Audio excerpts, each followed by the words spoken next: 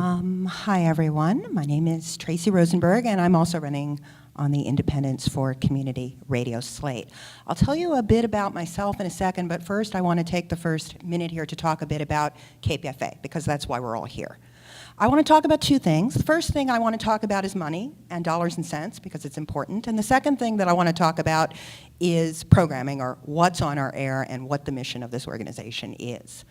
So let's start with the money. We have a problem. We ran a $1 million deficit between October 2008, March 2010. $1 million. Coincidentally or not, $1 million is what we had in the bank as our cash reserve. We don't have it anymore. Why did it happen? Because we passed budgets by the board indicating clearly listener revenues were down. They were projected to keep going down because we're in the middle of a recession or a depression or an economic collapse or whatever you want to call it. And we had to bring our expenses down. 2008, $300,000 expense reduction, not done. 2009, $425,000 expense reduction, not done. Money went out the door. The board was asleep at the wheel. You do not re-elect people sitting on that board or allied with people who sat on that board who let $1 million go out the door, or KPFA won't be here. Plain and simple. Number two, the mission of the organization. KPFA was founded by a World War II pacifist. They call World War II the Great War. Why? Because it was insanely popular in the United States of America. KPFA was put on the air to broadcast what nobody wanted to say at that particular moment in time. Okay, that's our job. That's what we need to be doing. In order to do that, we need to bring folks in and find the voices that are important that nobody else wants to listen to. Thanks. Hi, I'm Dave Saldana. I'm with the Save KPFA slate. I am an award-winning journalist, a civil rights attorney, and a human rights activist. I come to this campaign because I'm an organizer. I've worked with several labor unions, including UE, IBEW, SEIU, and the Wobblies. I'm a strong supporter of activism on all social justice and economic justice issues. I've been an officer and longtime member of the National Lawyers Guild.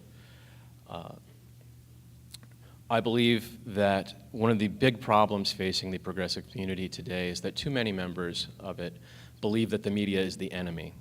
In my current position, I'm the media advisor to the National Security and Human Rights Campaign, where I deal with organizations like Amnesty International, Human Rights First, the Center for Constitutional Rights. And even these large organizations believe in many facets that the media are the enemy. Well, they're not. The media is just a tool. And the reason that many of the progressive community treat the media as the enemy is because the other side uses that tool far better than we do. I believe that as an organizer and as an activist that we owe a duty to our community to use the media in a better way, and I believe that Pacifica and KPFA can be used to organize our community, to present more ideas and more diverse ideas and create a greater sense of ownership within the activist community of the ideas that are going to take us forward, that are not going to go backwards, that are not going to accept backward steps as a society, but will unite us in a forward movement where diversity of ideas and opinions and experiences are valued, are cherished, are listened to, and moved forward. And I strongly believe that the Save KPFA slate, in collaboration with other members of the board, can serve that and move it forward. Thanks. My name is Matthew Hallinan, and I've been a listener rep on the board for the last 3 years, and it's taken me about that long to really learn what's going on. And we do have serious crisis in KPFA, and we have an economic crisis, and I think we have a problem in our strategy. And I just want to say that this economic crisis, we've had a cutback in listener donations, but largely also the the fund donations and so on. So we have shrinking income, and we have a static listenership. That is, we're not growing. Now, I just want to say on Tracy Rosenberg's description that the so-called $1 million that was lost because the board was asleep at the wheel, this board knew that we had to cut $400,000, and we weren't able to do it because the Pacifica National Board would not agree on that. All of the problems that the last board made, that the board that I was on the majority on, were either things that were the problems from Pacifica, or they were changes in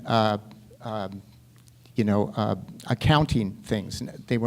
None of them were really due to our problems, but that we can talk about later. But the main problem is, how are we going to deal with this? Right now, everybody who's running for the board except the slate I'm on, save KPFA, basically sees shrinking KPFA. That is, we've got to adjust to the less revenue that's coming in. If we do that, what we're doing is we're laying off all of our professional staff, our full-time people, and we're reducing the quality of our programming.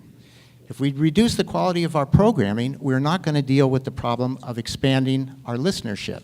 And without expanding our listenership, our future is really nil. I think the key thing that we have to face on the board is we have to organize ways to get revenue. And that's what our side is. We're organizers. Hi, I'm Margie Wilkinson. I've been a listener to KPFA since I was in high school, and I've been a Bill of the Month Club, I don't think they call it that anymore, donor for many, many years. I just want to say that I think that KPFA is a vital resource to the left, and I think we need to talk about how to make it work as effectively as possible.